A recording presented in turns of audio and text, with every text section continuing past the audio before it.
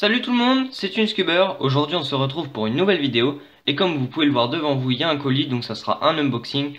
Donc cet unboxing est très attendu, surtout que le colis a un peu de retard, donc on est encore plus impatient de l'ouvrir. On l'ouvre tout de suite et on vous montre le contenu. Voilà, donc nous avons ici l'incroyable GTS 3M, donc un cube dont on a beaucoup entendu parler. Donc vous pouvez voir ici aussi quelques lubes, hein. On avait racheté pour l'occasion. Et donc le truc cubicle qui nous donne avec la petite carte. Donc le Moyu GTS 3M. Donc on va l'ouvrir tout de suite.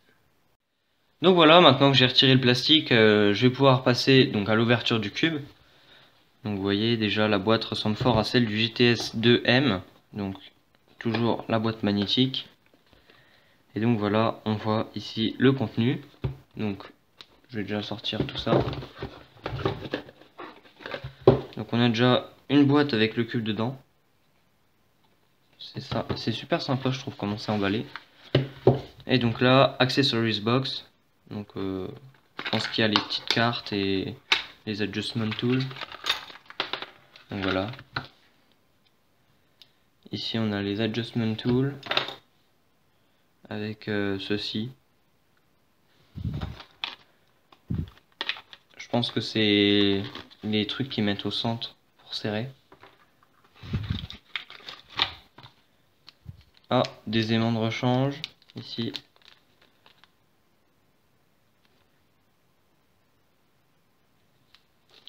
Avec ici un petit tournevis. Et puis donc ici on a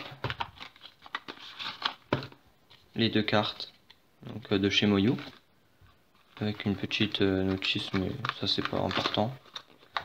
Donc je vais retirer tout ça. Hop.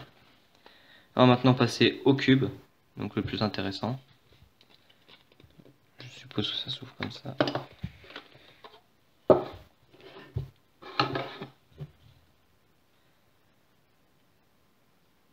Donc on passe tout de suite au premier terme.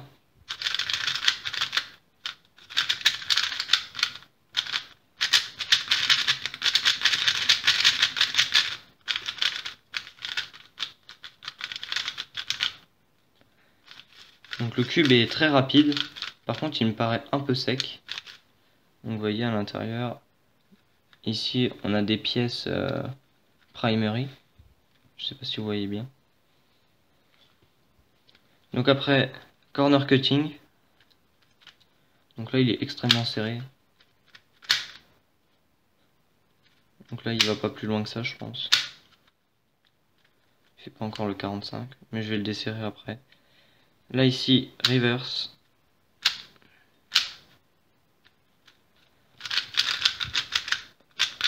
Le cube est très agréable. Donc après, il y a quelque chose que je voulais savoir. C'est... Donc voilà ici à l'intérieur, comme je vous ai montré avant, on a la vis avec ceci dedans. Donc là on est équipé donc avec tout le matériel qu'ils ont donné.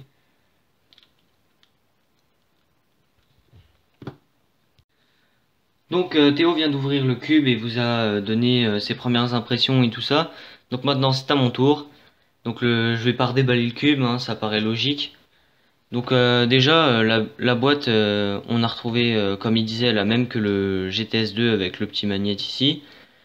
Donc moi je fais un petit retour sur les accessoires. Donc on a ici pour maintenir le corps et serrer, on a donc les magnettes, le petit tournevis. Et donc on a ici pour régler la tension au niveau du petit outil bleu qu'on trouve à l'intérieur avec les vis. Donc il l'a pas montré, mais ici en fait on a un petit socle en dessous de la boîte. J'avais vu ça sur les réseaux sociaux quand ils en parlaient. Hop, on peut emboîter ça comme ça et ensuite en le remettant au centre, en fait ça nous fait un socle. Ça c'est sympa je trouve. Donc sinon, à part ça, donc premières impressions au niveau du cube, déjà comparé aux versions précédentes, on a l'apparition de ridges, donc c'est en fait des bords sur les côtés pour une meilleure prise en main. On a aussi au niveau des centres quelque chose d'assez bizarre, on a des trous ici.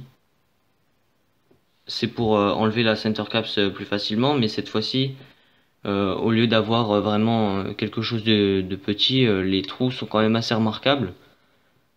On a les coins qui sont un peu moins cubiques que les autres cubes qu'on pouvait trouver avant. Donc voilà, je vais passer au premier turn au lieu de blablater.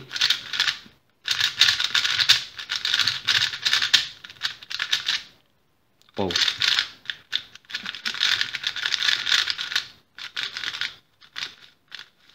On sent pas mal les aimants. Le cube est, comme l'a dit Théo déjà, assez rapide, mais reste malgré cela assez serré.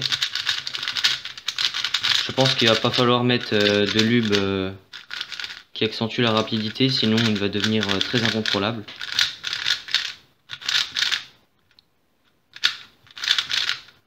Donc au niveau des pièces, on a donc le retour des petits motifs sur les coins. Et les arêtes me semblent comme celles du GTS 2.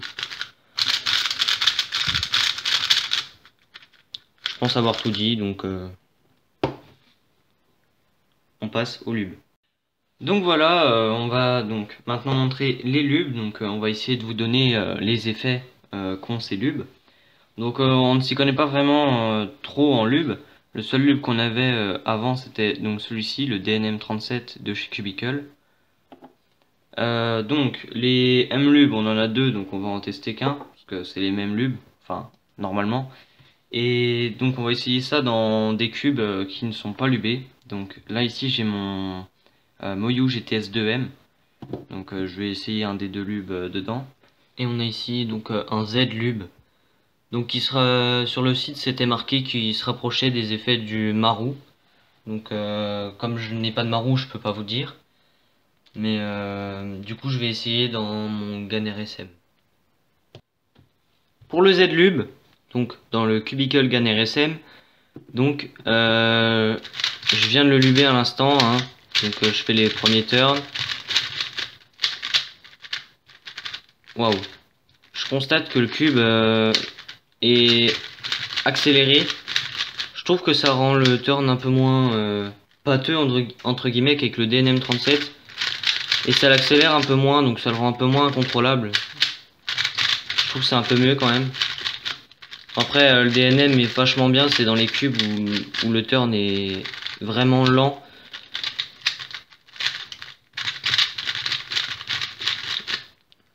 Donc je pense avoir tout dit là. On va passer au M-lube avec le cube ATO. Donc voilà, moi j'ai mis du M-lube dans mon cube. Et donc